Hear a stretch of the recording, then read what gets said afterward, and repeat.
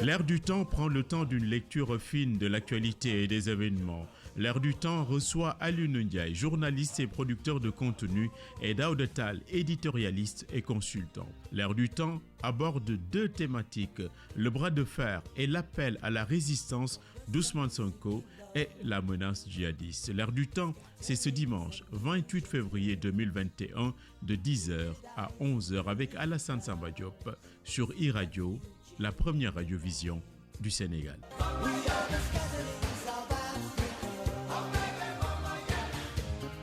Dimanche 28 février 2021, merci d'être à l'écoute de l'Air du temps, que ce soit donc aujourd'hui Alioune Ndiaye, c'est notre confrère, journaliste et producteur de contenu, Daouda Tall, éditorialiste et consultant. Merci monsieur d'avoir accepté notre invitation. Depuis cette semaine, l'affaire Ousmane Sonko occupe la une de l'actualité. Ousmane Sonko a récemment fait une conférence de presse en disant qu'il ne va pas répondre à la justice. Il engage un bras de fer, appel à la résistance. Alors, quelle lecture peut-on faire de cette sortie de Ousmane Sonko? Alassane Samba Diop, bonjour aux auditeurs de iRadio. Je vous remercie déjà pour l'invitation. Je pense que l'affaire Ousmane Sonko, si on doit en parler, il faut peut-être remonter aux origines de l'affaire.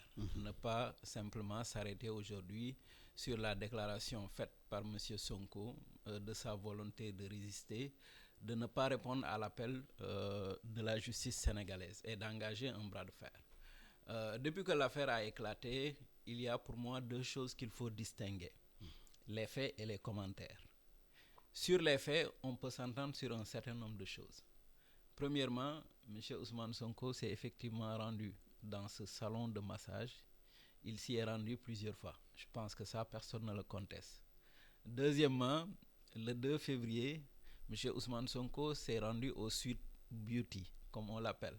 Ça aussi, je pense que ni Ousmane Sonko, ni la fille, ni les différents protagonistes, personne ne le conteste. Troisièmement, quand il s'y est rendu, il s'est trouvé en présence de la demoiselle Adji Sarr et d'une autre demoiselle du nom de Aïchaba, je crois, si mes souvenirs sont exacts. Ça aussi, tout le monde est d'accord sur ça.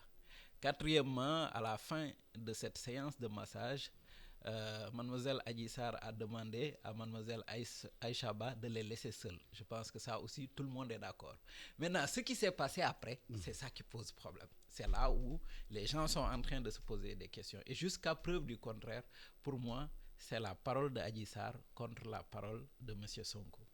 Maintenant, effectivement, quand c'est la parole de Adji Sarr contre la parole de M. Sonko, il y a des éléments de procédure ou des actions qui ont été entreprises qui laissent croire objectivement qu'il y a non seulement de la précipitation, mais qu'il y a aussi une volonté de profiter de l'occasion. Maintenant, dans ce cadre-là, M. Ousmane Sonko a bien le droit, à mon avis, d'invoquer son droit à la résistance. Et si M. Ousmane Sonko d'ailleurs peut prétendre à un droit à la résistance et que cela puisse s'entendre dans le pays, c'est parce qu'il y a des précédents. Le président de la République a lui-même dit, je pense le 31 décembre dernier, que c'est lui-même qui décide en général de qui il faut poursuivre et de qui il ne faut pas poursuivre. Et que quand une poursuite peut créer des troubles à l'ordre public, lui-même décide que la poursuite ne se fait pas ou s'arrête. Donc là, il y a une poursuite qui peut créer des troubles à l'ordre public, mais il décide pas de l'arrêter. Donc le parti pris ici est évident. Il y a aussi le fait qu'il n'y a pas longtemps, un député de la mouvance présidentielle a presque appelé à la guerre ethnique. On n'a pas levé son immunité parlementaire. Le parquet ne l'a Le parquet ne l'a pas poursuivi. Et ce qu'il a fait, ce qu'il a dit, est bien plus grave pour la sécurité de ce pays que la relation que M. Ousmane Sonko aurait entretenue dans un salon de massage avec une demoiselle de 21 ans. Et pourtant, ce qu'il a fait n'a pas prêté à conséquence. Donc, pour moi, on est dans un pays qui, normalement, dit qu'elle est une république démocratique. On a de bons textes, on a de bonnes institutions, mais on n'a pas de démocrate. On a une démocratie sans démocrate. Et ça, c'est valable non seulement pour ceux qui sont au pouvoir, mais c'est valable aussi pour les gens du camp de Sonko. Parce qu'on les voit, quand quelqu'un n'est pas d'accord avec eux, ils l'insultent tout de suite.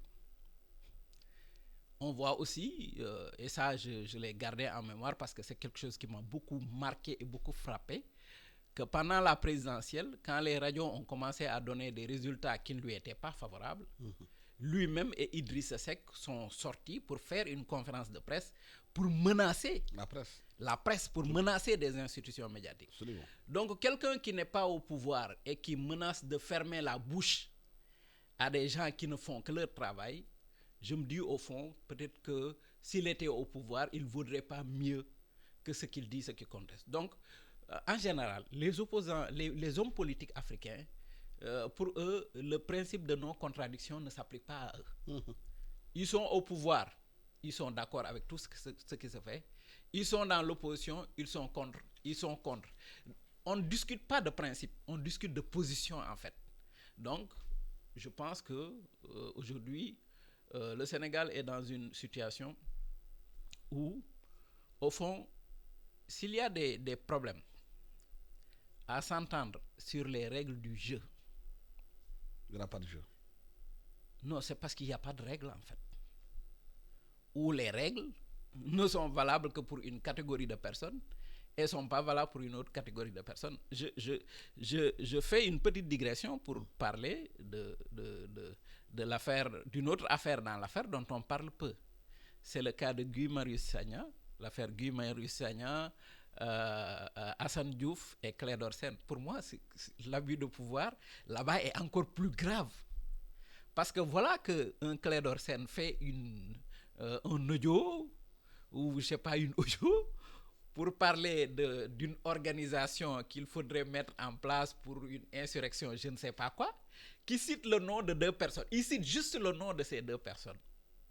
On ne fait pas de filature, on ne les met pas sur écoute, on ne les suit pas pour savoir ce qu'ils ont vraiment l'intention de faire, mais on les arrête tout de suite. On les confie à un cabinet d'instruction, on les met en prison et on va aller chercher. Alors que ça veut dire qu'on est dans une situation grave. Ça veut dire qu'aujourd'hui, quelqu'un peut en vouloir à Aliou Ndiaye, il va faire un enregistrement, il va dire, bon, moi et Aliou Ndiaye, on va se retrouver au restaurant pour discuter d'un coup d'État contre Macky Sall. Il s'arrange pour avoir un rendez-vous au restaurant avec moi, je suis coupable. C'est très grave. Donc on est dans une situation où je pense que tous les gens qui dans ce pays pendant des années se sont battus pour que le Sénégal avance démocratiquement, se sont battus pour qu'on soit une société plus juste, plus équitable, doivent se lever, doivent aller voir les différents protagonistes pour discuter avec eux et qu'on retourne à une situation plus sereine. Oui, absolument. Le gars a touché le mot. Il faudrait que dans ce dossier, qu'il y ait une gestion sereine, que les droits de chacun soient respectés. Et il a dit tout à l'heure que nous sommes dans un pays où on parle de démocratie sans démocrate. Aussi bien l'opposition et le pouvoir, tous, c'est kiff bourrigo. Oui, alors, vous savez, on peut être d'accord au moins sur une chose, c'est que la démocratie, c'est un long processus. Donc, à partir de cet instant-là, on peut tout à fait accepter que le Sénégal n'a pas achevé son processus démocratique. Et d'ailleurs, tout le prouve aujourd'hui. Cette affaire, on dit que c'est une affaire privée, mais c'est devenu une affaire politique. Un fait politique. Pourquoi ? Mais c'est tout à fait normal, c'est dans l'ordre des choses. C'est-à-dire que le fait politique en lui-même n'existe pas en soi. C'est les faits sociaux qui se transforment en faits politiques, en fonction surtout de l'intérêt qu'ont les citoyens vis-à-vis de ça. Et donc, si les citoyens ont un intérêt vis-à-vis de cette affaire, qui à la base peut être considérée comme étant une affaire privée, parce que c'est entre 2 personnes, mais pourquoi c'est pas resté dans la sphère typique, dans la sphère strictement privée? C'est bien parce que la société a un intérêt vis-à-vis de ce fait-là, de cette affaire. Mais si la société a un intérêt vis-à-vis de cette affaire, au point que ça devienne la première affaire politico-judiciaire du moment, Alassane, ça prouve nettement que aujourd'hui il y a des questions à se poser. Tout au moins des questions. Alors, les questions à se poser, c'est que est-ce que les citoyens font confiance à la justice? Ça, c'est une question fondamentale qu'il faut se poser.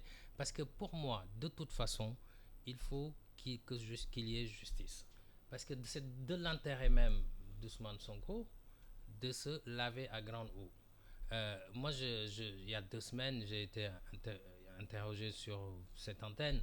À l'époque, c'était considéré comme un fait divers. J'étais quasiment parmi les premiers à en parler. Très peu de gens croyaient que ça allait arriver à ce stade-là. On pensait que c'était un fait divers à un moment donné. Mais vous avez vu l'ampleur que ça a pris. J'avais évoqué justement, j'avais remarqué que même la presse internationale s'est saisie de la question tout de suite, de manière très très rapide. Et donc, à partir de ce moment-là, il faut que Ousmane Sonko se lave de cette accusation. C'est important pour lui. S'il n'est pas coupable, c'est important pour lui, bien entendu, pour son avenir politique et pour l'ensemble de la classe politique sénégalaise, parce que ça déteint sur l'ensemble de la classe politique sénégalaise finalement. Donc ce qu'il faut souhaiter, et je pense que c'est la meilleure des choses à souhaiter, c'est qu'on ait une justice indépendante. Mais la justice, elle ne doit pas seulement être indépendante, elle doit être aussi impartiale. Lorsqu'on regarde le préambule de la Constitution sénégalaise, on parle surtout de liberté individuelle dans cette constitution, de droits fondamentaux. On évoque justement la Déclaration universelle des droits de l'homme, décembre 1948, qui garantit ces libertés individuelles. Ça, ce sont les textes. Et ceux qui sont censés animer les textes, qui soient du pouvoir de l'opposition, si eux-mêmes, dans leur fort intérieur, ce n'est pas des démocrates. Comment on peut gérer cette question? Quels que soient les textes qu'on mettra en place. Oui, par contre, il faut quand même séparer une chose, c'est-à-dire que la justice et la politique. C'est bien ça le problème, parce que votre question même est révélatrice de ça, de cette confusion qui est faite. Qui c'est qui juge? Ce n'est pas les politiques qui jugent. Ils peuvent ne pas être démocrates. Ça, c'est l'espace politique, le champ politique. Mais à partir du moment où il n'y a pas de démocrate d'un côté comme de l'autre, comme l'a dit Aliou, bon, on peut aussi constater un certain nombre de faits qui peuvent le prouver. Mais la justice, elle doit être au milieu de ça, puisque c'est une affaire juridique qui est devenue politique. Maintenant, la justice elle-même ne doit pas être seulement indépendante, mais elle doit être impartiale aussi. Parce que c'est ce que dit la Constitution au niveau de son préambule. Et c'est quand même le texte fondamental qui rythme la vie de la nation. On confond souvent, on s'arrête souvent à dire il faut que la justice soit indépendante.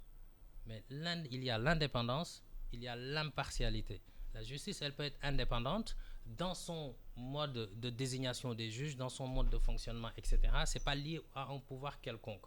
Ça, c'est dans les textes, effectivement. Mais on peut être indépendant, il faut aussi prouver qu'on est impartial. C'est-à-dire l'indépendance et impartial, c'est 2 choses qui sont différentes. Et aujourd'hui, il faut que la justice prouve à travers cette affaire-là qu'elle est à la fois indépendante, c'est-à-dire qu'elle fonctionne de manière indépendante des autres pouvoirs, et aussi qu'elle est impartiale. Une fois qu'elle est indépendante, elle ne prend pas parti vis-à-vis de tel ou tel autre camp. Mais pour finir là-dessus, je pense que c'est très très important que cette affaire-là ne soit pas une affaire qui complique la situation, la stabilité nationale, la situation politique du pays elle-même. C'est déjà le cas. Il faut éviter qu'il y ait de l'escalade sur l'escalade. Alundia, jusqu'où ce bras de fer peut aller? Il est difficile de le prédire. Je ne pense pas que Ousmane Sonko ait les moyens populaires de résister à un assaut de l'État. Comme on le dit, dans un pays, dans un État structuré, la violence légitime, légale, est entre les mains de ceux qui nous gouvernent. Et ces gens-là ont certainement des pouvoirs et des forces que Ousmane Sonko n'a pas. Ils ont la police. Ousmane Sonko n'a pas la police. Ils ont la gendarmerie. Et c'est des gens, comme on dit, armés. Donc, je ne pense pas que s'il y a un bras de fer, je ne pense pas que Ousmane Sonko puisse empêcher que l'État ou le gouvernement de Macky Sall le fasse traduire devant un tribunal pour qu'il soit jugé. Il ne pourra pas, ces hommes, ses fidèles, ses compagnons ne pourront jamais s'opposer à ce qu'il soit arrêté en définitive et qu'il soit présenté au juge. Je pense que nous avons été tous là quand Abdoulaye Wade a tenté de résister à l'État Abdou Diouf. On sait un peu comment ça s'est passé après. Il y a des forces qui ont une grande capacité de mobilisation dans ce pays. Quand leur leader a été face à l'État, on a vu aussi ce qui s'est passé. Maintenant, ce qui serait bien, c'est que tous ces gens-là ne fassent l'économie d'un combat à la sortie duquel le Sénégal n'a absolument rien à gagner. Et aujourd'hui, je pense que ce qu'il faudrait voir, ce qu'il faudrait faire, c'est faire ce que M. Talla a dit tout à l'heure, c'est rendre à la justice son indépendance et une certaine partialité. Parce qu'au fond, la justice sénégalaise... une certaine impartialité. La justice sénégalaise n'est pas indépendante. Pour la bonne et simple raison que c'est le président de la République qui préside encore les réunions du Conseil supérieur de la magistrature et qui, pour l'essentiel, décide de la carrière des juges. La justice sénégalaise n'est pas indépendante parce que jusqu'à présent, le parquet dépend directement du ministère de la Justice. On dit que le procureur est le maître des poursuites, mais dans beaucoup de cas, les poursuites sont enclenchées par le président de la République, par l'intermédiaire de son ministre de la Justice. Sauf dans des cas pareils, dans le cas d'Adji Sarr, où une jeune dame est allée porter plainte contre un citoyen sénégalais. Donc pour moi, aujourd'hui, il est difficile de prédire ce qui va se passer. Parce que parfois, aussi, il y a des événements qui, a priori, peuvent paraître dérisoires, anodins, sans importance, qui après vont déboucher sur des situations ingérables. Je donne un exemple très simple. À un moment donné de l'histoire du Sénégal, il y avait des Ibadou qui étaient à Diourbel, qui organisaient des conférences entre eux où ils parlaient de leurs croyances, de leur manière de voir le pays et tout. Ils ont un jour organisé un rendez-vous comme ça où dans la discussion, ils s'en sont pris à un certain nombre de chefs religieux. L'histoire a fuité. Les disciples de ces chefs religieux se sont attaqués à ces Ibadou, ont brûlé leur siège, les ont battus et tout.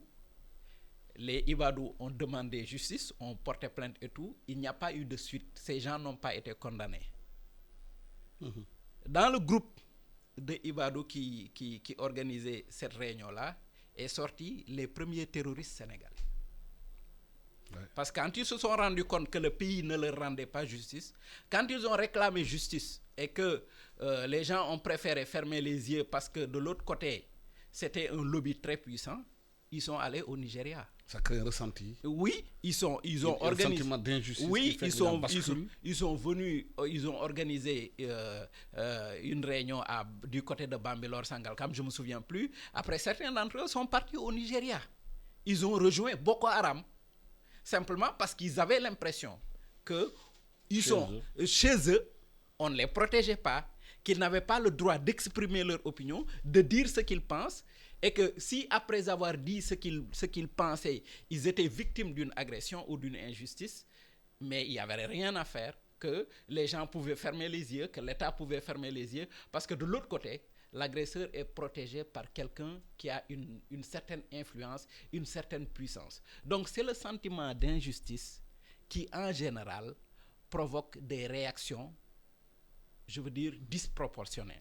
Donc si les gens ont l'impression que l'État est là simplement pour un groupe de personnes, ils peuvent se retourner vers des solutions extrêmes. Et c'est ça qu'il faut éviter. Est-ce que justement ces questions, il faut les gérer avec beaucoup d'intelligence? Et qu'aujourd'hui, nous sommes à la croisée des chemins dans la gestion de la démocratie sénégalaise, que chacun doit savoir que c'est le Sénégal d'abord, avant ses propres intérêts, quel que soit le camp. Tout à fait, Alassane. C'est l'intérêt général qui prime. C'est le Sénégal d'abord.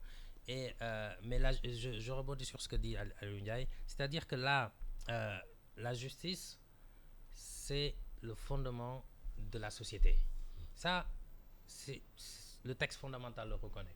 C'est une réalité. Tant qu'il n'y a pas de justice, il n'y a pas de société, parce que la société, c'est ce qui nous fait vivre entre nous, les liens entre les citoyens. Et donc, la première, le besoin de sécurité, c'est d'abord la justice, la satisfaction de ce besoin-là, bien entendu. Maintenant, bon, à ce stade-là, je pense que la justice, on va véritablement vers l'administration de la justice dans cette affaire.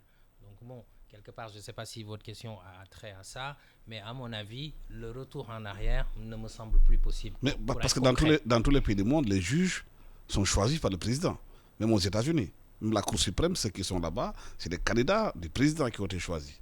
Maintenant, le problème fondamental, c'est que c'est le juge lui-même qui doit s'imposer le travail de justice, de faire son travail, d'avoir ce qu'on appelle un droit d'ingratitude. Alors, bon, ce sont des systèmes juridiques qui sont différents. Naturellement, la justice au Sénégal est censée être indépendante. Il y a le parquet qui dépend du ministère, il y a le juge qui juge. Moi, je ne pense pas qu'on puisse véritablement comparer les deux. Quelque part, aujourd'hui, ce que l'on demande, c'est que si la justice est administrée, il faut qu'elle soit administrée. Bon, on n'est pas dans un système de jurés, par exemple, où, bon, et c'est très intéressant la question que vous posez aussi, dans le sens où aussi aujourd'hui, puisque la justice, elle est là pour le peuple, elle rend justice au nom du peuple. Et c'est le peuple même qui décide de la manière dont elle est administrée. Vous savez, en fonction des États, vous avez des articles de loi qui diffèrent en fonction des États. Il y a des États, par exemple aux États-Unis, qui ont aboli la peine de mort, d'autres sont en chemin par rapport à ça. Donc aujourd'hui, l'important, c'est que la démocratie, c'est la liberté de choisir comment on va être gouverné. C'est ça le principe. Aujourd'hui, c'est ça le principe aussi de la nation, de l'État-nation. Il y a d'un côté l'État, il y a d'un autre la nation. Maintenant, vous parlez de l'État, c'est la justice et tout ça, c'est l'administration, c'est l'État. On administre la justice. Maintenant, la nation, c'est notre envie de vivre ensemble, notre projet commun de société. Aujourd'hui, si on mettait Ousmane Sonko, par exemple, devant la nation, devant le peuple, et on dit c'est le peuple qui juge, est-ce que le peuple, après avoir pris connaissance de l'affaire, va l'acquitter, enfin va va abandonner toute poursuite, ou est-ce que le peuple va le juger et le condamner? C'est aussi une question très intéressante qui m'inspire dans la question quelque chose dans la question que vous avez posée, parce que comme la justice elle est rendue au nom du peuple, la justice aussi doit prendre en compte véritablement les développements de l'affaire, le sentiment des populations. Qu'est-ce que les citoyens pensent de ça? Je ne dis pas qu'il faut tordre la loi, mais quand même, et comme l'a dit le président de la République le 31 décembre aussi, bon, il y a des questions de stabilité nationale, etc. Mais je pense que s'il y a une question de stabilité nationale, un candidat qui est arrivé 3e à l'élection présidentielle avec 15% de l'électorat, ça veut dire que si on fait une sorte d'extrapolation quelque part, c'est plus de 15% vis-à-vis de la population, potentiellement. Donc je pense que cette affaire aussi devient une affaire d'intérêt national. Il faut que justice soit faite. C'est de l'intérêt d'Ousmane Sonko aussi. C'est de l'intérêt de tout le monde. Mais là-dessus, il faut aussi que ça se fasse avec sérénité. La sérénité la plus absolue pour que les populations acceptent que la justice soit rendue dans cette affaire de manière indépendante. Et une chose aussi, Alassane, c'est que il faut aussi appeler au calme en tous les cas. Parce que on le voit, c'est rare de voir aujourd'hui des camions de gendarmes stationnés dans des stations Total, à Auchan, etc. Je pense qu'il y a un risque à ce niveau-là et il faut calmer le jeu de ce point de vue. Parce qu'on peut ne pas être d'accord avec ce qui est fait. On peut évoquer son droit à la résistance lorsqu'on se sent oppressé. C'est le dernier rempart pour se protéger, certes, mais on ne doit pas casser, on ne doit pas brûler le bien public. Et puis, on ne doit pas non plus, sous prétexte qu'il n'y a pas de démocratie, aller attaquer des biens, par exemple, où soi-disant c'est des intérêts de la France. Moi, je pense qu'il faut séparer deux choses. Il y a la France en tant que gouvernement français, il y a le peuple français. Je pense que les Français ne sont pas tous responsables de ce que fait leur gouvernement. Et d'ailleurs, lorsqu'on regarde dans le parti PASTEF, les Patriotes, moi j'ai vécu bien sûr en Europe, en France notamment, je sais que parmi la diaspora, c'est-à-dire les cadres de PASTEF qui sont dans la diaspora, parmi eux, vous allez voir des gens qui ont des affinités, parfois même de la famille, avec des citoyens de ce pays-là. Donc il faut vraiment faire la différence de entre deux choses. Aujourd'hui, si le gouvernement sénégalais fait quelque chose qui n'est pas bien, c'est pas vous, Alassane, qui êtes responsable, ou moi, ou Aliou qui est responsable. Donc ça, c'est vraiment les intérêts des États. Les États n'ont pas que d'intérêts, ils ont des amis. Et ils n'ont pas des amis, ils ont que des intérêts, en gros.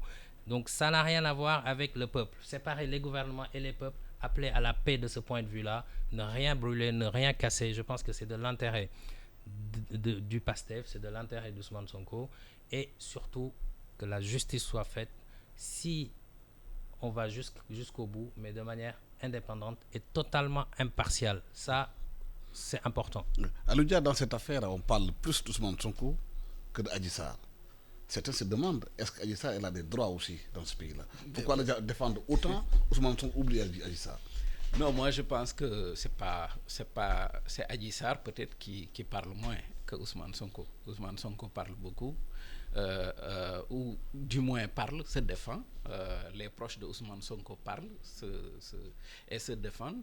Et jusqu'à ce que Maître El Hadji Diouf soit constitué, on n'entendait pas la voix de Adji Sarr.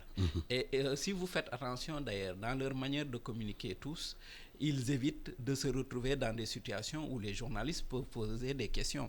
Ousmane Sonko, il se contente de faire des déclarations, donc les journalistes ne peuvent pas poser des questions, ne peuvent pas lui apporter la contradiction.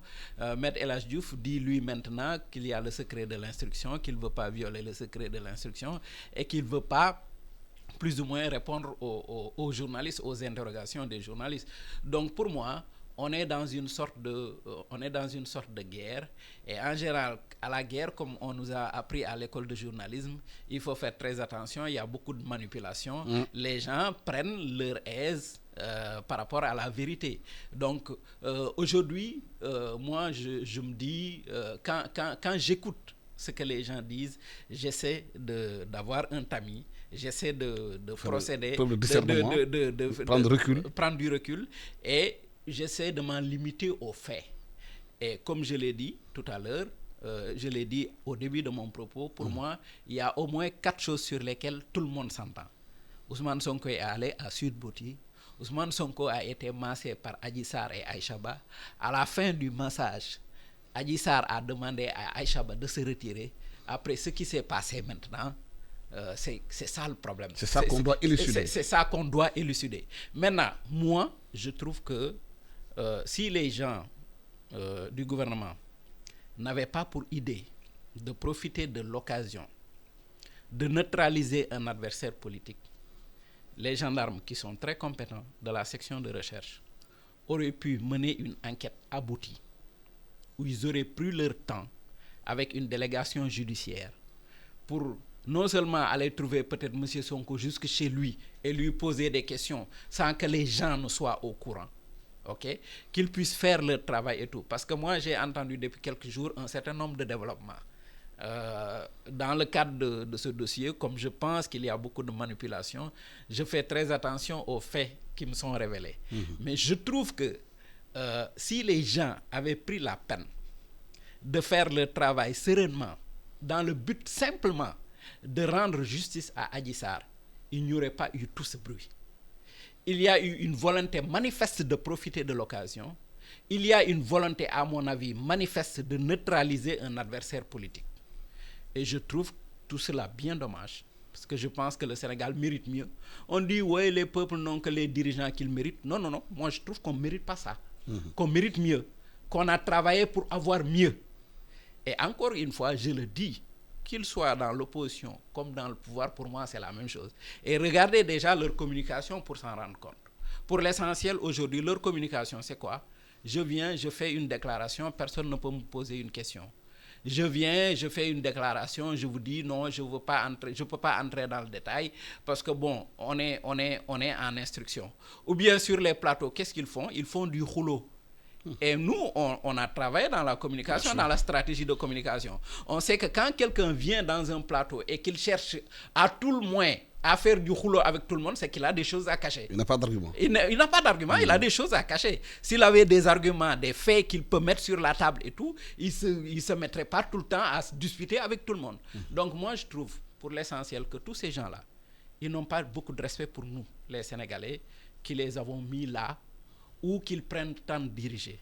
Et que si les gens veulent vraiment la vérité, il y a dans ce pays des gens compétents, dans la justice sénégalaise, à la gendarmerie, pour pouvoir faire les enquêtes avec une délégation judiciaire, pouvoir faire les enquêtes tranquillement.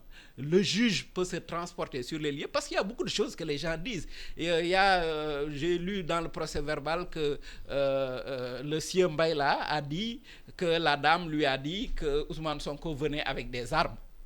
Et on voit dans la plainte et dans la déclaration de la fille qu'il n'est fait mention nulle part d'armes. Il y a tellement de choses, la fille dit on lui a envoyé un message. Mais ça, il suffit d'une réquisition à la Sonatel pour voir si c'est vrai ou si c'est faux. Donc pourquoi les gens ne prennent pas leur temps avec une délégation judiciaire à la gendarmerie, ils ne prennent pas leur temps de faire les enquêtes nécessaires pour se rendre compte, mais bon, on préfère le plus facile. Par exemple, le gars, il sait que bon, c'est un adversaire politique, vous pouvez le convoquer aujourd'hui et le mettre sous mandat de dépôt pour une affaire de viol, avoir une instruction qui va durer 10, 12, 13, 14, 15 mois, et puis après dire, il n'y a rien. Prenez le cas de la dernière arrestation de Assane Diouf. On l'arrête, on le met en prison pendant 8 mois. Au bout de 8 mois, on le juge, on le condamne pour 3 mois, et on l'a condamné pour quoi? Pour outrage à agent. C'est-à-dire qu'on l'a condamné pour les faits qui ont eu lieu au moment de son arrestation. Pas pour le motif de son arrestation. Parce qu'au fond, le motif de son arrestation était bidon. C'est de l'abus de pouvoir. Et si les gens persistent dans l'abus, je pense que la confrontation sera inévitable. Parce que tout le monde ne pourra pas accepter, ad vitam aeternam, que des gens...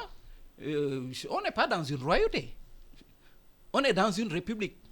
Tous les gens qui sont aujourd'hui à des niveaux de pouvoir ont été portés à ces stations-là par les Sénégalais. Absolument. Mais donc, il faudrait que cette question-là soit élucidée clairement par la justice pour éviter aujourd'hui, pour l'avenir d'Ousmane Sonko et l'avenir même du pays, que les choses soient clarifiées. Oui, il faut que les choses soient clarifiées. Moi, je pense que si j'analyse ce qui est dit, Ousmane Sonko ne refuse pas que justice soit faite. En soi, il a constitué la preuve, il a constitué un pool d'avocats, etc. Ce qu'il dit, c'est que sa levée d'immunité parlementaire n'est pas légitime, n'est pas légale.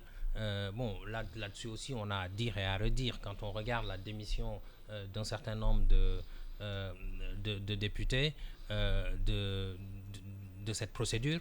Donc, alors, aujourd'hui, il dit aussi que il n'a pas confiance au juge du 8e cabinet. Donc, ça veut dire qu'il le récuse. Ça veut dire tout simplement, si on analyse bien en termes de communication, Ousmane Sonko ne refuse pas en soi que la justice soit faite, que la lumière soit faite dans cette affaire. Parce qu'à mon avis, comme je l'ai dit... Il y a aussi un point à préciser, les avocats ne peuvent pas parler parce qu'ils sont interdits par le bâtonnier de faire des conférences de presse aussi. Oui, après, il y a tout ce qui est... Le bâtonnier a sorti une note en disant que les avocats, dans un dossier pendant, ils ne doivent pas parler. Oui, bon... Oui, ça, mais une conférence de presse, il dit. Oui, ça c'est l'instruction pour ne pas... C'est dans une conférence qu'il faut faire des relances. Oui, les secrets, etc. Mais, comme je le disais tout à l'heure, je pense que Ousmane Sonko lui-même a intérêt à ce qu'il y ait un procès. Et quelqu'un qui s'organise, pour ça, à mon avis, ne refuse pas.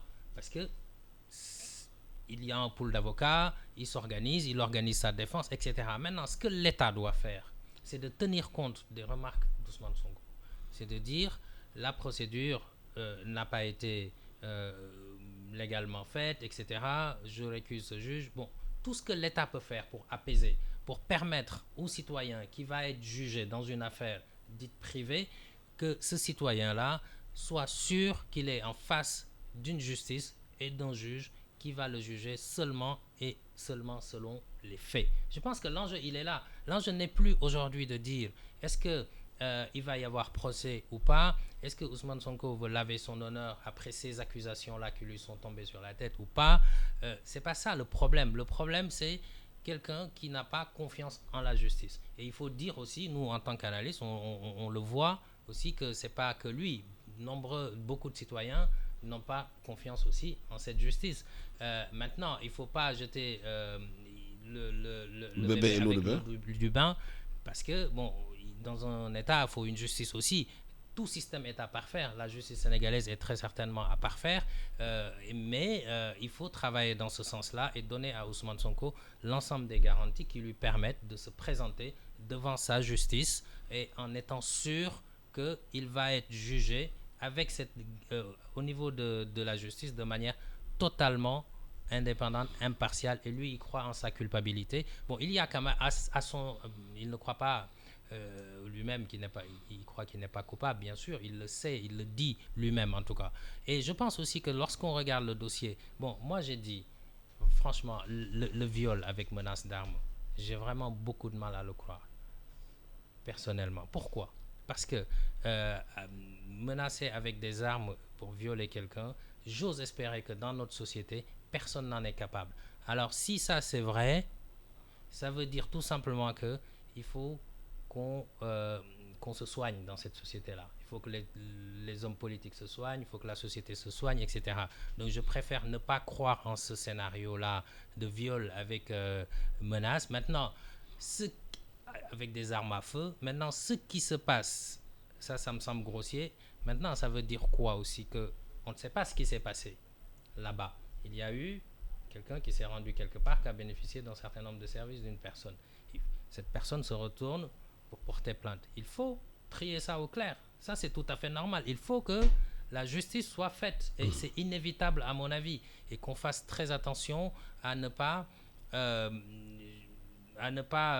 mettre la violence dans cette affaire. Bon, vous savez, la politique au Sénégal, dans notre pays, elle ne se concentre pas sur l'essentiel. L'essentiel, c'est les enjeux de développement. L'essentiel, c'est la sécurité. Elle est personnalisée. Mais bien sûr. Une personnalisation à outrance de la politique sénégalaise. Mais ça nous permet d'aller sur le deuxième point de notre débat. Il y a une dépêche de l'association de presse qui est sortie hier lundi qui dit que le Sénégal, le Maroc sont parmi les pays placés sur la liste de surveillance du financement du terrorisme international.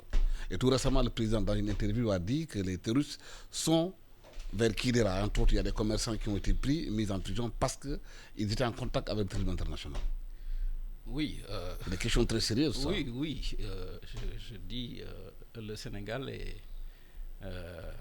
doit subir d'une certaine façon sa géographie. On a un voisin qui a des soucis, ou des voisins qui ont des soucis avec le djihadisme. On sait que dans la sous-région, le djihadisme pose beaucoup de problèmes de sécurité. Donc nécessairement, on pouvait s'attendre à ce qu'il y ait des développements le long de la frontière du Sénégal avec le Mali.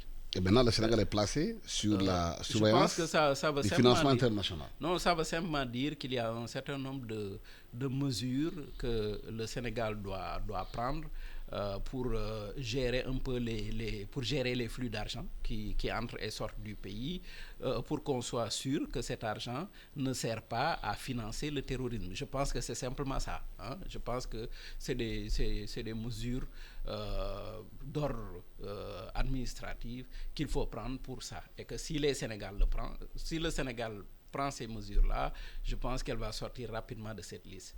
Mais la situation qu'on a, c'est vrai que le Sénégal n'est pas le Mali. Ici, il n'y a pas un grand désert où vous pouvez vous cacher. Il n'y a pas une population qui pourrait, à mon avis, soutenir des groupes djihadistes qui vont se fondre dans les populations pour sortir de temps à autre, faire leur coup, enterrer leur fusil quelque part et pouvoir se faufiler parmi les populations. Mais il y a la possibilité d'attaque djihadiste, il y a la possibilité d'avoir sur notre sol plus ou moins des problèmes de sécurité causés par le djihadisme, et je pense que nos forces de sécurité sont en mesure de faire face. Maintenant, se battre contre un ennemi invisible est extrêmement difficile. C'est pourquoi il faut éviter, à mon avis d'ailleurs, de créer des situations d'instabilité qui pourrait profiter à ces ennemis-là. Et l'affaire Ousmane Sonko est une de ces affaires qui peuvent créer une situation d'instabilité qui profite à ces ennemis-là. C'est pourquoi je demande encore une fois que nous fassions très attention, que le président de la République, que les autorités, que les politiciens en général, parce que un jour, je vais vous raconter une anecdote. J'étais avec un ami qui fait de la politique. S'il m'entend, il saura de quoi je parle. On était étudiants en ce moment-là au CESTI. On est allé à l'hôpital psychiatrique de Thiaroye avec Madame Aden Baye-Derneville pour faire une visite. On a vu les situations que ces gens-là vivaient, les drames qu'ils vivaient et tout. Il m'a dit, dans la discussion comme ça, si beaucoup d'hommes politiques, s'ils venaient ici, ils arrêteraient de faire de la politique. Ça veut dire que la manière de faire la politique au Sénégal manque d'une dimension humaine. Ils pensent qu'ils sont dans une sorte d'arène où tous les coups sont permis. Alors qu'il doit y avoir dans la politique un minimum de morale, un minimum de principe pour que les intérêts supérieurs du Sénégal puissent primer sur les intérêts personnels, les intérêts de groupe ou les intérêts de clan. On en est là aujourd'hui. Il y a la possibilité, je dis encore une fois, de rendre justice à Adji Sarr. Les gendarmes de la section de recherche sont compétents pour faire le travail. Le juge peut donner une délégation judiciaire. Il y a beaucoup de choses qu'on pourrait vérifier rapidement avant de nous entraîner dans une situation de confrontation inutile. Parce qu'elle dit que sa patronne lui a envoyé un message pour lui dire que Ousmane Sonko venait. Mais c'est facile à vérifier ça. Mais peut-être qu'ils vont considérer ça. Voilà. Pour moi, il y a des vérifications, il y a des enquêtes à mener. Il y a des enquêtes à mener qu'on pourrait mener qui pourraient même aboutir à un non-lieu avant d'aller plus loin ou qui pourrait établir de manière irréfutable la culpabilité du monsieur et que les choses qu'on va présenter aux Sénégalais ne soient pas discutables. Je pense que dans tous les pays du monde, ce que je vois faire maintenant, dans la manière de mener des enquêtes et tout, les gens s'arrangent pour que quand ils présentent un dossier, qu'il y ait suffisamment de preuves pour que la personne qui est traînée devant les tribunaux soit condamnée. Parce que la liberté d'une personne, c'est très très important. Je parle même pas d'Ousmane Sonko. Moi, je connais des tas de Sénégalais à qui on a privé de liberté, parfois sur la base d'informations très très légères. Et encore une fois, je suis très solidaire du cas de Guy Marius Sagna, de Assane Diouf, parce qu'à mon avis, on ne peut pas prendre quelqu'un, l'amener au commissariat, le mettre sous mandat de dépôt, simplement parce que dans un enregistrement audio, quelqu'un a dit « je vais faire telle chose avec telle ou telle personne ». C'est trop léger.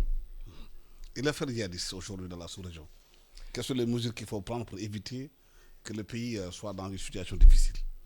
Bon, je pense que déjà, le terrorisme, c'est le renseignement dans un premier temps. Le plus important, c'est le renseignement. Aucun État au monde ne peut faire face de manière efficace à 100% à la menace terroriste. Ça n'existe pas. L'exemple des États-Unis nous l'a montré, l'exemple de la France nous l'a montré, et d'autres pays. Donc, dans la lutte contre le terrorisme, et il n'y a pas que le terrorisme qu'on appelle, entre guillemets, le terrorisme islamiste. Il y a aussi la cybercriminalité, il y a la piraterie, etc. Tout ça, ce sont des enjeux de sécurité internationale dont l'Afrique, que l'Afrique subit aujourd'hui du fait de la faiblesse de son armée, de ses armées, de sa police, etc. Et donc, c'est le renseignement dans un premier temps.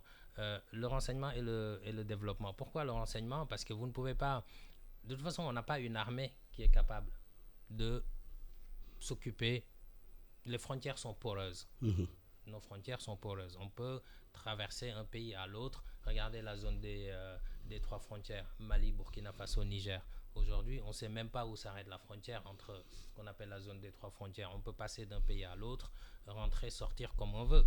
Lorsque on est dans des pays développés, ce n'est pas forcément comme ça que ça marche. Donc, il y a une certaine faiblesse de la surveillance, et ça passe par le renseignement, bien entendu, le renseignement militaire, le renseignement civil, et aussi le développement. Pourquoi le développement? Parce que lorsqu'on laisse des jeunes prendre la mer, par exemple, parce qu'ils n'ont plus d'espoir, à un moment donné, ce sont des gens aussi qui peuvent s'endoctriner d'une manière ou d'une autre. Parce qu'il n'y a pas que l'endoctrinement religieux qui compte.